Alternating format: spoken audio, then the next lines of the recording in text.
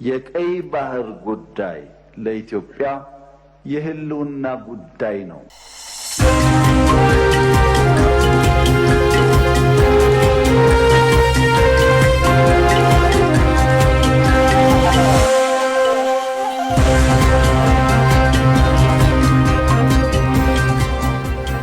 ኢራን በደርዘን የሚቆጠሩ የባሊስቲክ ሚሳኤሎችን ወደ እስራኤል በመተኮስ አጸፋ እየሰጠችም ትገኛለች። እስራኤል ኢራንን መደብደብ ከጀመረች ጀምሮ 600 የሚሆኑ የውጭ ሀገር ዜጎች ከኢራን ወደ ጎረቤት አዘርባይጃን መሻገራቸው ተገለጸ።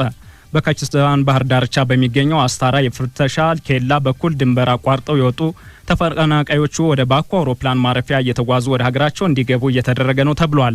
ከተፈናቀሉት ሰዎች መካከል የሩሲያ፣ የቤላሩስ፣ የካዛክስታን፣ የኡዝቤኪስታን፣ የጀርመን፣ የስፔን፣ የጣሊያን፣ የሰርቢያ፣ የሮማኒያ፣ የፖርቹጋል፣ የአሜሪካ፣ የተባበሩት አረብ ኤሚሬትስ፣ የቻይናና ቪየትናም ዜጎች ይገኙበታል። ሁለቱ ሀገራት አውዳሚ የሆነ ድንበር ተሻጋሪ ጥቃት ከጀመረው 5ኛ ቀናቸውን ያስቆጠሩ ሲሆን ጦርነቱ አፋጣኝ መፍትሄ የማያገኝ ከሆነ የሺዎችን ሕይወት ይቀጥፋል በሚልም ስጋት ደቅኗል። በእስራኤል ኢራን የሚሳኤል ጦርነት የአሜሪካ ቀጣይ ውሳኔና እርምጃ ምን ይሆናል የሚለው በበርካቶች ዘንድ እየተጠበቀ ነው። በዚሁ ጦርነት ምክንያት የቡድን 7 ጉባኤን አቋርጠው ወደ ሀገራቸው የተመለሱት የአሜሪካው ፕሬዝዳንት ዶናልድ ትራምፕ ከተኩስ አቁም ስምምነት ይልቅ ጦርነቱ ጭራሽ ቢቆም የሚል ሐሳብ መሰንዘራቸው ተሰምቷል። በአንጻሩ አጋጣሚው የኢራንን የኑክሌር መርሃ ግብር ስጋትነትን መቋጫ ለመስጠት እድል ሊፈጥር እንደሚችል እየተነገረ ነው። ትዕግስት አብርሃም። እስራኤልና ኢራን እሳት የሚተፉትን ሚሳኤሎች ሲወራወሩ ዛሬ 5ኛ ቀናቸውን ይዟል። ርችት መስለው ከእስራኤል ኢራን ከኢራን እስራኤል የሚምዘገዘጉት ሚሳኤሎች በኢራን በኩል የቀጠፉት ነፍስ 450 መድረሱን መቀመጫውን ኢራን ያደረገ የሰብአዊ መብት ተሟጋች ቡድንን ጠቅሶ ቢቢሲ ዘግቧል። በእስራኤል በኩልም በኢራን ጥቃት የሞቱ እስራኤላውያን ቁጥር ከ24 በላይ መድረሱ ነው የተነገረ ያለው። ምንም እንኳን ባልተቋረጠው የሚሳኤል ተኩስ ልውውጥ የሟቾች ቁጥር በየደቂቃው ሊቀያየር እንደሚችል ቢታመንም ያልተጠበቀ ባይሆንም በዚህ ሰዓት ይሆናል ተብሎ አለመታሰቡ ጉዳዩ የዓለም ትኩረት እንዲይዝ ያደረገው የሁለቱ ሀገራት ግጭት ታዲያ በቀጣይ ወዴት ይወስደን ይሆን የሚለው ጥያቄ እንደፈጠረ ቀጥሏል። እዚህ ላይ በተለይ ልዕለ ኃያሏ አሜሪካ ግጭቱን ተከትሎ የምትይዘው አቋምና የምትወስደው እርምጃ በበርካቶች ዘንድ እየተጠበቀ ነው። ለቡድን 7 አባል ሀገራት ጉባኤ ወደ ካናዳ አቅንተው የነበሩት የአሜሪካው ፕሬዝዳንት ዶናልድ ትራምፕ ግጭቱ መፋፋሙን ተከትሎ ከዚህ የሚበልጥ ጉዳይ የለም በሚል ጉባኤውን አቋርጠው ወደ ዋሽንግተን ተመልሷል። ስብሰባውን አቋርጠው ከወጡ በኋላ ትራምፕ የሰጧቸው አስተያየቶችም መነጋገሪያና ቀጣዩን ለማየት ጉጉት የሚፈጥሩ ይሆን ይመስላሉ። በአንድ በኩል ትራምፕ ኢራናውያን ራሳቸውን ከጥቃት ለመከላከል ቴህራንን ለቀው እንዲወጡ በማሳሰብ በጉዳዩ ላይ ከተኩስ አቁም ይልቅ ግጭቱ ሙሉ በሙሉ ቢቆም የተሻለ እንደሆነ በመግለጽ አስተያየት መስጠታቸው ተሰምቷል። በሌላ በኩል ደግሞ ፕሬዚዳንቱ ኢራን በኒውክሌር መርሃ ግብሩ ላይ በትደራደርና በተስማማ እንደሚሻት ነው ሀሳብ የሰጡት። በሌላ በኩል ፕሬዚዳንቱ የኢራን የኒውክሌር መርሃ ግብር ያለበት ደረጃ የሚያጠናላቸውን የደህንነት ሰው ለመላክ እየተዘጋጁ ስለመሆኑ ተሰምቷል። ይህም በኢራን አቋም ላይ የተመሰረተ እርምጃ ለመውሰድ ከሚያስችል ውሳኔ ላይ ለመድረስ እንዲያግዛቸው ዓላማ ያደረገ ሳይሆን እንዳልቀረ ነው የሚገመተው። ይህ ደግሞ ፕሬዝዳንቱ እስካሁኗ ሰዓት ድረስ ከኢራንና እስራኤል ግጭት ጋር በተያያዘ በየትኛው ጉዳይ ላይ ምን አይነት ውሳኔ ላይ መድረስ እንዳለባቸው ለመወሰን ሳይቸገሩ እንዳልቀረ አመላካሽ ተደርጎ ተወስዷል። አስተያየት ሰጪዎች እንደሚሉት ፕሬዝዳንት ትራምፕ አሁን ከምንታ መንገድ ላይ ቆሟል። አንደኛው አሜሪካንን ጨምሮ የምዕራባውያን ስጋት የሆነውን የኢራን የኒውክሌር መርሃ ግብር ጉዳይን ከእስራኤል ጋር ወግኖ ስጋቱን እስከ መጨረሻው ማጥፋት ነው። አሊያም ደግሞ ገለልተኛ ሆኖ ሁለቱ ሀገራት ግጭታቸውን የሚፈቱበትን ሁኔታ በማመቻቸት በኒውክሌር መርሃ ግብሩ ላይ የሚደረገውን ድርድር ማስቀጠል። ትራምፕ በሀገር ቤት እነዚህን ሁለት ጫፎች በያዙ ባለስልጣናት በኩል የሚኖርባቸው ተጽዕኖ ቀላል እንደማይሆን ይጠበቃል። በሌላ በኩል እስራኤል ይህ አጋጣሚ ለአሜሪካ መልካም እድል እንደሆነ በመግለጽ የአሜሪካንን ጦርነቱን የመቀላቀል አጋጣሚ እየተጠባበቀች ትገኛለች። የቀድሞ የእስራኤሉ መከላከያ ሚኒስትር ዮቭ ጋላንት በጉዳዩ ላይ በሰጡት አስተያየት በእስራኤል የተጀመረው እርምጃ ከዳር ሊደርስ የሚችለው በአሜሪካ ጣልቃ ገብነት ብቻ ነው ሲሉ ተደምጧል። መረጃዎች እንደሚያሳዩት የኢራንን የምድር ውስጥ የኒውክሌር ማብላያ ጣቢያ ማውደም የሚችለው የጦር መሳሪያ ያለው በአሜሪካ እጅ ላይ ብቻ እንደሆነ ይነገራል። የቀድሞው የመከላከያ ሚኒስትር ያለ አሜሪካ ወደ ጦርነቱ መግባት የማይሆን ነው የሚል አስተያየትም ይህን ግምት ውስጥ ያስገባ ስለመሆኑ ግልጽ ነው። ሲኤንኤን እንዳስነበበው ኢራን ምንም እንኳን ከአሜሪካ ጋር ያላት ቅራኔ እንደነበረ ቢሆንም ኢራን እስራኤል ላይ እየወሰደች ባለው እርምጃ የአሜሪካ በሆኑ ወታደራዊ አካባቢዎች ላይ ጥይቷ እንዳያርፍ ከፍተኛ ጥንቃቄ በማድረግ ላይ ትገኛለች። ይህም ኢራን በማንኛውም አይነት መንገድ አሜሪካ ወደ ጦርነቱ የምትገባበትን እድል ለመፍጠር እየጣረች መሆኑ አመላካሽ ተደርጎ ተወስዷል። በዚህ ሁኔታም አሜሪካ በዚህ ጦርነት ላይ ልትፈጥር የምትችለው ልዩነት ከኃይል ወዲህ ባሉ አማራጮች ሊሆን ይችላል የሚለው ግምት ከፍ እንዲል ሳያደርግ አልቀረም። ሆኖም በየንግግራቸው ሀሳባቸውን የሚቀይሩት ፕሬዝዳንት ትራምፕ ነገር ሁሉም ነገር በጉጉት እንዲጠበቅ እያደረገ ይመስላል። የተከበራችሁ አድማጮቻችን፣ ባልደረባችን ትዕግስት አብርሃም ይህን በእስራኤልና ኢራን መካከል እየተካሄደ ያለ ጦርነት በተመለከተም ትንታኔውን ካጠናቀረች በኋላ አሁን ከደቂቃዎች በፊት አዳዲስ መረጃዎች በተለያዩ የዜና አውታሮች እንደየቆሙለት ዓላማ በመውጣት ላይ ይገኛሉ። ከነዚህ መካከል ቢቢሲ ይዞት የወጣው አንድ መረጃ አለ። በፊት ገጹ የአሜሪካው ፕሬዝዳንት ዶናልድ ትራምፕ አሁን ከደቂቃዎች በፊት እንደተናገሩት የኢራን ከፍተኛው መሪ አያቶላህ አሊ ኻሜኒን ማለታቸው ነው የት እንደሚገኙ እናውቃለን፣ ነገር ግን ለጊዜው ለአሁን ልንገድላቸው አልፈለግንም የሚል መረጃ አውጥተዋል። ቴሄራን ታይምስና ሌሎች በኢራን በኩል እየወጡ ያሉ መረጃዎች ደግሞ በተከታታይ የእስራኤልን የጦር አውሮፕላኖች F-35 ስቲልዝ ጀቶችን ጨምሮ ከጥቅም ውጭ በማድረግ ላይ መሆናቸውን በመግለጽ ላይ ይገኛሉ። ደቂቃዎች ባለፉ ቁጥር እየተለዋወጠ በመሄድ ላይ ያለውን የእስራኤል ኢራን ሁኔታን በተመለከተ ተስፋ ያለን ትንታኔውን ያስደምጠናል። ለወጉ ያህል የቡድን 7 አባል ሀገራት ጉባኤ ወደሚካሄድበት ካናዳ ጎራ ብለው የነበሩት የአሜሪካው ፕሬዝዳንት ዶናልድ ትራምፕ በተጣደፈ ሁኔታ ወደ ሀገራቸው ሲመለሱ በጉዞ ላይ ባሉበት ኤርፎርስ ዋን ውስጥ ምን አስቸኳይ ጉዳይ ገጠመው የሚል ጥያቄ ቀርቦላቸው ነበር። ለአስቸኳይ ጉዳይ መመለስ አለብኝ፣ አጣዳፊ ጉዳይ እየጠበቀኝ ነው። እስራኤልና ኢራን ተኩስ እንዲያቆሙ ከማድረግ ጋር የተያያዘ አይደለም፣ ከዚያም በጣም የተለየና አስቸኳይ ጉዳይ ነው። ነገርየውን ሙሉ በሙሉ የመቋጨት የመደምደም ጉዳይ ነበር ያሉት ፕሬዝዳንት ትራምፕ ዋሽንግተን ከደረሱ በኋላ ደግሞ ዋይት ሃውስ በሚገኘው የሁኔታዎች ቀጥታ መከታተያ ቢሮ ሲቹዌሽን ሩም ውስጥ ከብሔራዊ ደህንነት ምክር ቤት አባላት ጋር መሰብሰባቸው ታወቀ። ይህ ቢሮ እንደሚታወሰው የአልቃይዳው ኦሳማ ቢንላደን አቦታባድ ፓኪስታን ውስጥ በተገደለ ጊዜ የያኔው ፕሬዝዳንት ባራክ ኦባማ፣ ምክትል ፕሬዝዳንት ጆ ባይደን፣ ውጭ ጉዳይ ሚኒስትር ሂላሪ ክሊንተን፣ መከላከያ ሚኒስትር ሮበርት ጌትስ፣ ጠቅላይ ኤታማዦር ሹም የነበሩት አድሚራል ማይክ ሙለንና የብሔራዊና ዓለም አቀፍ ደህንነት አማካሪዎቻቸው እንዲሁም የውስጥ ደህንነትና የጸረ ሽብርተኝነት ዘመቻ መሪዎች አብረዋቸው ሆነው ሁኔታውን በቀጥታ የተከታተሉበት ነበር።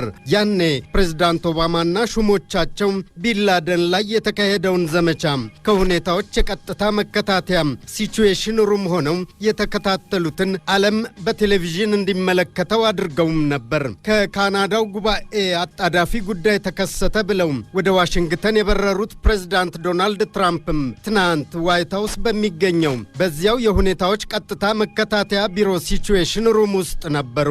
በኦባማ ዘመን እንደሆነው ሁሉም በተመሳሳይ ፕሬዝዳንት ትራምፕም በከፍተኛ የደህንነት ሹሞቻቸው ታጅበው ነበር። እዚህ ላይ የሚነሳው ጥያቄ ፕሬዝዳንት ትራምፕና ሹሞቻቸው ትናንት በሲቹዌሽን ሩም ውስጥ ሆነው በቀጥታ የሚከታተሉት ሁኔታ ነበር ይሆን የሚል ነው። ለጊዜው ግን ያሳዩን ሁኔታ ስለሌለ ወደፊት እንጠብቃለን። ዓለም በይፋ እንደሚያውቀው ጦርነቱ እየተካሄደ ያለው በእስራኤልና በኢራን መካከል ቢሆንም የአሜሪካው ፕሬዝዳንት ግን የሆነ መረጃ ከአንደበታቸው ላይ ደረስ መለስ የሚል ይመስላል። ደሞ እንዲህ አሉ። እኛ የኢራንን ከፍተኛ መሪ አያቶላህ አሊ ኻሜኒን ለመግደል አይደለም እየተጓዝን ያለ ነው። ሌላ ሐረግም ቀጠል አደረጉ። ቢያንስ ለአሁን ፕሬዝዳንት ትራምፕ አሁንም ቃል በቃል እርሱ አሉም የኢራንን ከፍተኛ መሪ አያቶላህ አሊ ኻሜኒን ማለታቸው ነው። እርሱ የት እንዳለ በትክክል እናውቃለን። ከኢላማ አንጻር ቀላላችን ቢሆንም እዛው ባለበት ደህና ነው። ትራምፕ በመጨረሻም ኢራን ያለምንም ቅድመ ሁኔታ ሽንፈቷን አምና ተቀብላ እጅ ትስጥ ብለዋል። ምክራችንን የማትቀበይ ከሆነ ግን ትዕግስታችን እየሳሳ እየሰለለ በመሄድ ላይ መሆኑን፣ የቀረሽ የጊዜ ቆጣሪም ወደ ኋላ እየተሸራረፈ በማለቅ ላይ መሆኑን ልትገነዘቢው ይገባል ብለዋል። እስራኤልና ኢራን መካከል የሚካሄደው ጦርነት ዛሬ ረቡዕ ሰኔ 11 ወደ 6ኛ ቀን ተሸጋግሯል። ሁለቱም አንዳቸው ሌላኛቸውን ማጥቃታቸውን ቀጥለዋል። አንድ ጥያቄ ቢቢሲ ገጽ ላይ ተነሳ። በእርግጥ አሜሪካ ይህን ጦርነት ትቀላቀለው ይሆን የሚል ለጣቢያው የደህንነት ጉዳዮችን የሚተነትነው ፍራንክ ጋርድነር እንዲህ ሲል መለሰ። ይህ ጥያቄ በክብደት መጠን ቢለካም የ30,000 ፓውንድ ማለትም የ13,600 ኪሎ ጥያቄ ነው። ጋርድነር ይህን ሲል በጎንዮሽ አንድ የአሜሪካና የእስራኤልን ዋና ጉዳይ ማመላከቱን ጭምር ነው። በኢራን እጅግ ምስጢራዊ በሆነውና ፎርዶ በተባለ ስፍራ ከተራራ ስር በተፈለፈለና ከመሬት በታች 90 ሜትር ጥልቀት ውስጥ ተራራ እንደ ዣንጥላ ጋርዶት የሚገኝ ጥልቅ የኒኩሌር ጣቢያ ለማደባየት 30,000 ፓውንድ ማለትም 13,600 ኪሎ በሚመዝን ፈንጂ መምታት ያስፈልጋል። ለጊዜው ደግሞ እስራኤል ይህን ያህል ክብደት ተሸክሞ የኢራኑን ፎርዶ ተራራ ስር በጥልቀት ስፍራ የሚገኝ ኒኩሌር ጣቢያን ለመምታት የሚያስችል ማጓጓዣ የላትም። ይህ ያለው በአሜሪካ እጅ ብቻ ነው። ባለ 13,000 ኪሎ ፈንጂ ሙሉ ስሙ GBU 57 MOP ይሰኛል። እንዲህ ባሉ ጥልቅ የመሬት ውስጥ ስፍራዎች የሚገኙ ኢላማዎችን ለመምታት በልዩ ትዕዛዝ እንዲንቀሳቀስ የሚደረግ መሳሪያ ነው።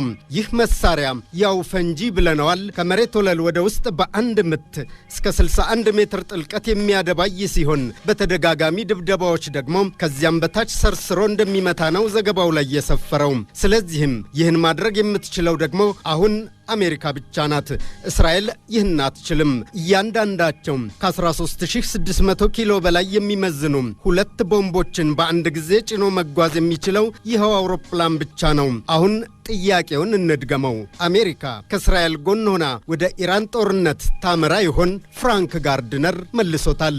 ይህ የ13,600 ኪሎ ጥያቄ ነው። ሲኤንኤንን ጨምሮ ሌሊቱን ከዋይት ሃውስ ቅንጭብጫቢ ይዘው ነጠብጣቦችን በመገጣጠም እየወጡ ያሉ መረጃዎች እንደሚጠቁሙት የአሜሪካው ፕሬዝዳንት ወደ ኢራን ጦርነት በቀጥታ የመግባት ውሳኔን ለማሳለፍ እያሟሟቁ ሳይሆን አይቀርም። ይህ በእንዲህ እንዳለ ኢራን ምሽቱን ባወጣችው መግለጫ እስካሁን የተቃጣብኝን ጥቃት በመከላከል ላይ ብቻ ነው ቀናቱን ያሳለፍኩት፣ አሁን ግን በጠላቶቼ ላይ ብርቱ ክንድ ለማሳረፍ ተዘጋጅቻለሁ ብላለች። ቴሄራን ታይምስ ላይ እንደተመለከትነው መግለጫውን የሰጡት አዲስ የተሰየሙት የኢራን ጦር ኃይሎች ጠቅላይ ኤታማዦር ሹም ሜጀር ጀነራል ሰኢድ አብዱራሂም ሞሳቪ ናቸው። ካለፈው አርብ ንጋጋት ጀምሮ የተከፈተብንን ጥቃት እስካሁን ስንከላከል ባለበት ለመግታትና ዳግመኛም እንዳይቃጣብን ለማስጠንቀቅ ዲተረንት ዋርኒንግ ላይ ነው የቆየ ነው። ትክክለኛው የኢራን የጥቃት ክንድና ጠላቶቿን የሚቀጣው ዘመቻም በጣም በቅርብ ይጀመራል ነበር ያሉት። የኢራን ጦር ኃይሎች አዲሱ ኤታማዦር ሹም ይህን መግለጫ በሰጡ በሰዓታት ልዩነት ውስጥ ታዲያ በቴል አቪቭና የእስራኤል የንግድና ኢኮኖሚ ደም ስር ናት በምትባለው ሃይፋም ከባድ የሚሳኤል ጥቃቶች ስለመፈጸሟ የኢራን ሚዲያዎች ተቀባብለው በመዘገብ ላይ ናቸው። ሌላኛውና አወዛጋቢና አነጋጋሪ የሆነው መረጃ ደግሞ ኢራን በቴል አቪቭ የሚገኘውን የሞሳድና አማን እየተባለ የሚጠራውን የእስራኤል ወታደራዊ መረጃ ተቋም ህንፃዎች በሚሳኤል አጋይቻለሁ ማለቷ ነው። ያልተጣሩ መረጃዎች እንደሚጠቁሙት ደግሞ ኢራን የሞሳድን ዋና መስሪያ ቤት ሳይሆን በሂርዚሊያ የሚገኝን የመረጃና ደህንነት ማሰልጠኛ ህንፃ ላይ ጉዳት ሳታደርስ አትቀርም። ከእስራኤል በኩል ስለዚህ ጉዳይ እስካሁን በይፋ የተሰጠ ማረጋገጫ ግን የለም። ይሁንና በእስራኤል ይፋዊ ባልሆነ ምላሽ የተመታው የሞሳድ ህንፃ ወና ነው።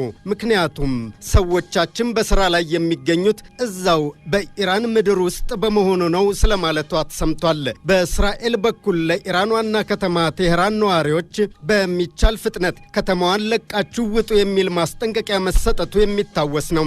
ይህን ተከትሎም የእስራኤል አየር ኃይል በሚሳኤልና በድሮኖች ጭምር በከተማዋ የተለዩ ኢላማዎች ላይ ከባድ ድብደባዎችን ማድረግ መጀመሩን ጄሩሳሌም ፖስት ዘግቧል።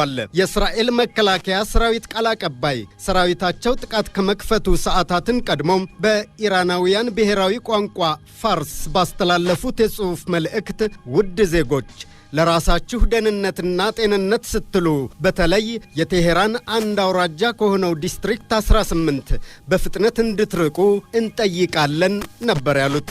ዘግየት ብሎም ታዲያ ጥቃቱ የቴሄራንን ምድር ማናጋቱን ቀጥሏል። እስራኤል ሌሊቱን ጥቃት መክፈቷን የኢራን ሚዲያዎችም በመዘገብ ላይ ሲሆኑ በምስራቃዊ ቴሄራን የሚገኘውና ከኢራን አብዮታዊ ዘብ ጋር ቁርኝት እንዳለው የሚነገርለት ዕውቁ ኢማም ሁሴን ዩኒቨርሲቲ ዛሬ ረቡዕ ማለዳውን የጥቃቱ ሰለባ መሆኑ ተነግሯል። በፍርሃት እየተጠበቀ ያለው ከኢራን የኒውክሌር ማብላያዎች አንዱ የሆነውና ፎርዶ በተባለው ስፍራ በተራራ ስር ከመሬት ወለል በታች የሚገኘው የኒውክሌር ማብላያ ጣቢያ ዕጣ ፈንታው ምን ይሆን የሚለው ነው። የእስራኤል መከላከያ ሰራዊት ግን ዝግጅቴን አጠናቅቄ ፖለቲካዊ ትዕዛዝ እስኪሰጠኝ ብቻም እየጠበቅሁ ነው ብሏል። የእስራኤል ኢራን ጦርነትና በዚህ ዙሪያ ያሉ ሁኔታዎች አሁንም በየደቂቃው ተለዋዋጭ ሆነው ቀጥለዋል።